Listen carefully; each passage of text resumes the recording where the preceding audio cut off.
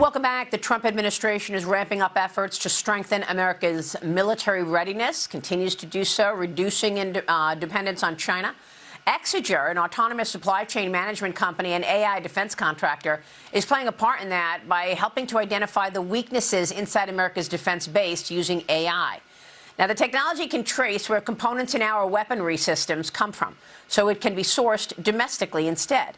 The company finds China controls the materials for at least 28,000 parts the U.S. uses in over 1,400 of the U.S.'s weapon systems. Joining me now is the CEO of Exiger, Brandon Daniels. Brandon, good to see you. Thank you so much for being here. Very interesting company you have. So tell us how the AI works to identify where the weaknesses are and where the components are not being sourced domestically and instead coming from our number one adversary. Good to see you, Maria. Thank you for having me on. So the artificial intelligence essentially breaks every part, every product that the military makes or over 500 of the Fortune 2000 companies make. It breaks them down into their product bill of materials automatically. So we basically know what every part or what every product is made of because the AI breaks it down into that bill of materials. And then we utilize our data, which is the world's largest supply chain data set, to ascribe to each of those parts of the BOM the suppliers. And we do that recursively using AI. And it's a process that only with the powerful artificial intelligence that we now see in the market can be done. And what it does is it allows us to see those 3, 4, 5, 10 tiers away from you where you have these diamonds at the end of the supply chain. Everybody thinks supply chains are these big triangles, these big pyramids, where there's one supplier at the top and there's 10,000 at the bottom. It's not true. At the bottom, you usually run into one supplier that does photolithography, or one supplier that gives you copper, or one supplier that gives you a magnesium casting. And those critical dependencies are where China has targeted and where our fragilities are. Yeah, so without giving away too much, I mean, where are the most vulnerabilities in the supply chain for the U.S. when it comes to weapons? It's not giving away too much, Maria. There is a big, thick middle of manufacturing that China has targeted over the last 20 years. It's economic warfare, Maria. It started first with the competitive advantage that China had labor arbitrage. When that was starting to dwindle because of automation and because of U.S. trade policy, they then went after it with a set of illegal practices. Forced labor, as an example, became a part of how China disintermediated the United States. Tariff evasion and illegal transshipment, illegal state subsidization of trade. And that economic warfare has continued. But we finally have a way to get out of it, right? We finally have a way to get out of it. So we've had over 360 major manufacturers that help us to do iron castings, magnesium castings, forgings, all of the tough work that helps you to produce these ultra-hard parts that are mil-spec'd. We've had over 360 companies in the United States that supported that defense industrial base. That has now shrunk to less than 120 over the last decade.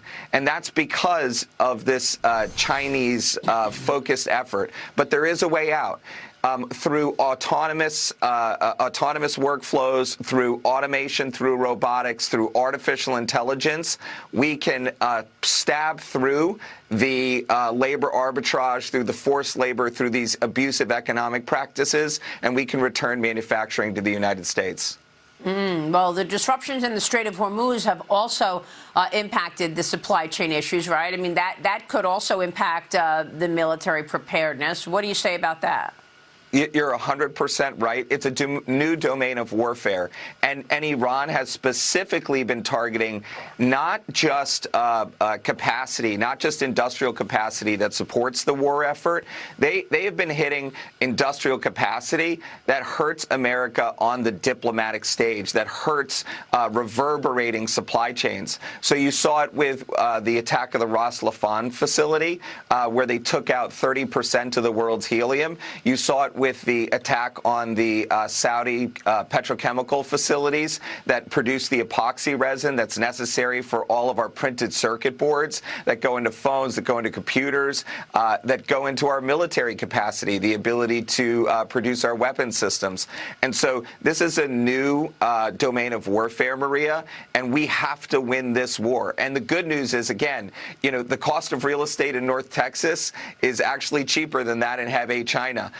Our ability to get access to these autonomous systems that support manufacturing floors, it's a global price floor. So if we can return our workforce to these new forms of manufacturing, we can compete on the world stage, and we can increase our industrial base, and we can get back our military capacity, which is what the administration has been working on. It's been a real transformation.